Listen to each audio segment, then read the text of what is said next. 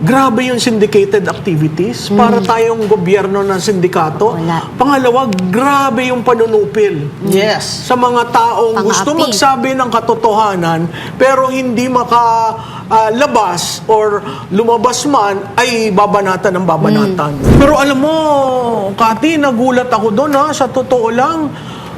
Talaga ngayon lang ako nakakita ng ganyan syndicated activities. Oo. Na pera, mali-maleta, binibigay sa mga politiko, sa mga nahalal ng bayan. Abay, kung hindi nyo tinitingnan yung follow the evidence, di ba sabi ng isang senador, we will follow the evidence. Ay, kung questionin nyo yun, ano pa ho ang paabutin natin? Di lahat na pinagdudahan. Hindi, Dapat ang follow the money. Oo, But at saka- nila sa Senado, Senate, oo. House. hindi bilang nasasakdal sa Senate, Oo. kundi bilang Mailatag. resource person. Bakit yung NBI, pinapatawag sinasawman sila parang sila yung nasasakdal? Correct. Ano pong masasabi nyo doon? Kasi ako, hindi mo magandang tingnan. Lumalabas na ang mga witnesses, pero every time may lumalabas na witness, ang ginagawa nila, ipinapasama agad nila. Alam mo yan Dinidebunk. ang traditional carrot and stick yung carrot nila, bibigyan ka ng pondo, bibigyan ka ng promotion, protektado ang pamilya mo. Yung stick, ayaw mo, sige, kakasuhan kita. Sige, tatawagan ko ang iyong At dito sa hearing. isususpend ka sa House of Reps. Sige, sisirain ko ang iyong buhay. So ito, alam mo, ang two lessons here, grabe yung syndicated activities. Para tayong gobyerno ng sindikato. Wala. Pangalawa, grabe yung panunupil. Yes. Sa mga taong Pang-api. gusto magsabi ng katotohanan pero hindi makalabas or lumabas man ay babanatan ng babanatan. Alright mga kababayan, so gawa natin ng reaction video and also magbigay din tayo ng personal opinion natin dito po sa naging live nila Miss Cathy Binag, nila Attorney Rowena Guanzon at ni Prof. Malutikia dito po sa SMNI News. Ito nga po yung derechahan, no? At based nga sa sinabi ni Prof. Malutikia, ang parang tila malasindikato na yung nangyayaring galawan sa gobyerno natin ngayon. At totoo nga, no, na yung mga nagsasalita na laban sa gobyerno o yung taliwas sa kung ano yung tinatahak ng gobyerno ngayon ay tila sinusupil, no? Kumbaga binubusalan yung bibig, no? Hindi man nila direkta talagang literal na binubusalan yung bibig, mga kababayan. Yung parang tipong parang gusto ka nilang patahimikin kapag ka ikaw ay magsasalita against the government. So, hindi yan literal na bubusalan talaga yung bibig mo. Hindi ganun, mga kababayan. So, parang, alam mo yun, the more na napakaraming mga kababayan natin yung mga lumalabas para mag-testify, tumistigo, sabihin yung kanilang mga nalalaman, parang hindi pa man din napapakinggan yung kabuuang nilalaman ng kanilang mga naging testimonya. Kasi hindi natin masasabi kasi kung it's still allegation lang kasi yan kasi syempre hindi pa yan napapatunayan. So dapat dinggin, no? At ayun nga sana yung gusto nating marinig, na dalhin na yan sa Senado, no, at doon talakayin. At talagang himay-himayin, suriin ng maigi kung may katotohanan talaga itong pinagsasabi ng 18 ex-Marines. Kasi mga kababayan, napakahirap ibuwis, no, ng buhay. Hindi lang buhay nila pati buhay ng pamilya nila ay nalalagay sa alanganin dahil sa kanilang paglantad. Kasi marami ngayong haka-haka, mga kababayan, kasi syempre, 'di ba, mga retired Marines na sila. So siguro nangangailangan sila ng pera. Ganyan kasi yung mga banat ng mga kritiko, no, yung mga talagang bumabatikos dito sa 18 ex-Marines na biglang lumantad at gustong magsalita, no, at magpatotoo dun sa mga sinasabi ni Sergeant Godesa and also itong mga kinalaman nila dito dati kay Congressman Saldico, no.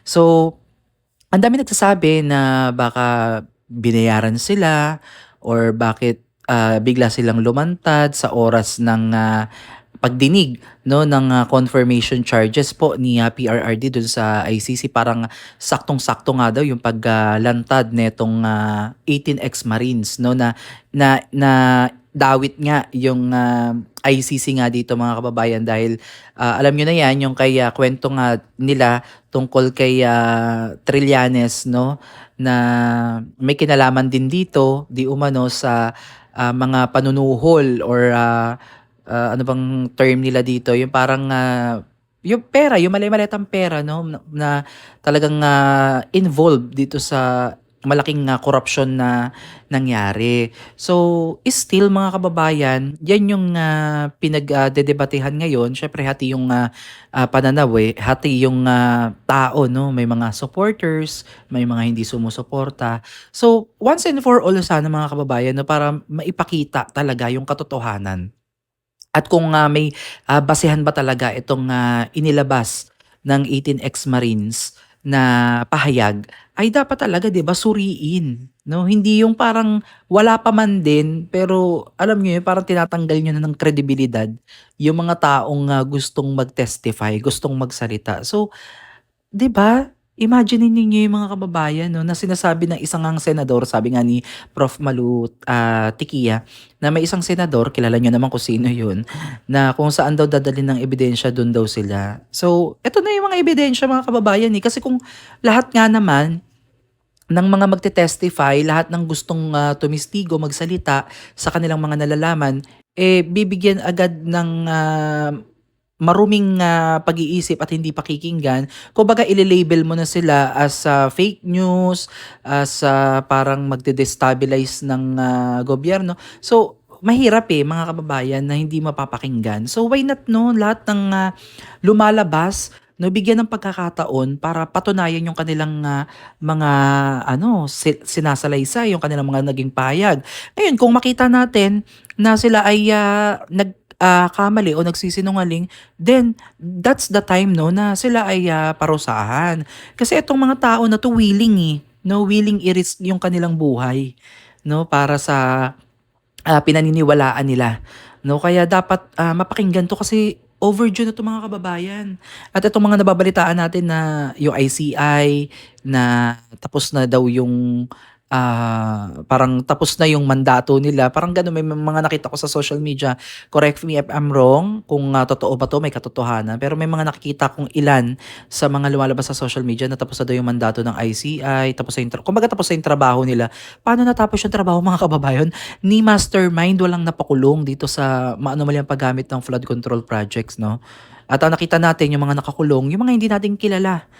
Gaya nga ng paulit-ulit kong sinasabi sa inyo, paano naman kikilos yung mga tao na yan kung walang basbas, 'di ba? Kung walang utos ng nakakataas. Kung sino man, no, yung mga taong nag-uutos doon upang ganito yung gawin. No, so nakakalungkot mga kababayan kasi hindi pa man din dinideklara talaga yung martial law, pero ang pakiramdam natin parang nakakatakot maglabas ng damdamin mo, yung saloobin mo. Kasi kapag taliwas no sa tinatahak ng administrasyon ngayon, kalaban ka na 'di ba? So lahat ng mga bumabatikos, lahat ng nagki-criticize sa gobyerno talagang mapapansin nyo na talagang tinitira nila. Though isa na dyan si Congressman Kiko Barsaga, si Congressman Leandro Liviste. So napakarami pa, bukod pa dyan, ang dami-dami mga kababayan na mga gustong mga magsalita. Pero pilit silang, alam nyo yun, parang tinatanggalan ng kredibilidad. Yun lang naman yung napapansin ko mga kababayan kasi the more na parang may mga napapanood tayo na merong lumantad, merong gustong magsalita, parang alam niyo yun, parang pag gusto nila na pagdudahan yung mga tao na yun. Kasi para sa akin, kung talagang gusto nyong mapatunayan talaga na itong mga tao na to ay nagsisinungaling, di suriin natin, di ba? Live, no? At talagang dapat live, yan, naka-broadcast yan mga kababayan kung paano yung kanilang mga sasabihin, ano yung kanilang gagawin, ano yung mga gagawin sa mga tao na ito, no? So, sa akin, no, kung gusto talagang patunayan once and for all, kung talagang seryoso talaga na labanan yung korupsyon at mahuli at mapakulong yung mga nagkasala talaga dito, kailangan natin ng transparency and accountability.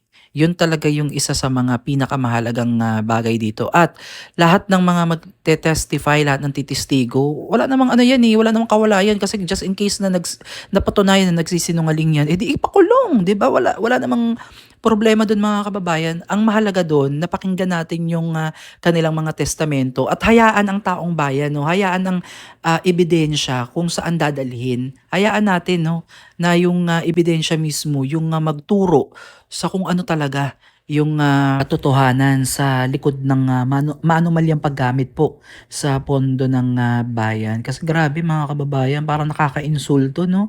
Napakaraming mga kababayan natin yung naghihirap, napakarami nating, pasakit sa ano, healthcare system natin, sa educational, sa agriculture, sa lahat, sa ekonomiya natin. Tapos makikita ninyo na mali-maleta yung kanilang, idini-deliver 'no, para sa mga iilang, individual diyan sa, gobyerno. Kaya talagang nakakagalit mga kababayan habang tayo ay, naghihirap at patuloy na maghihirap mga kababayan hangga't hindi nawawakasan talaga ang, korapsyon na 'to at hindi nagkakaroon ng tunay na reforma sa ating, bansa, sa ating gobyerno. So again mga kababayan, panoorin niyo po yung kabuuang konteksto nito sa SMNI upang nang sa gano'n ay maintindihan niyo po yung kabuuang, naging, ano natin 'no, reaction video. Muli maraming maraming salamat po at God bless po sa inyong lahat.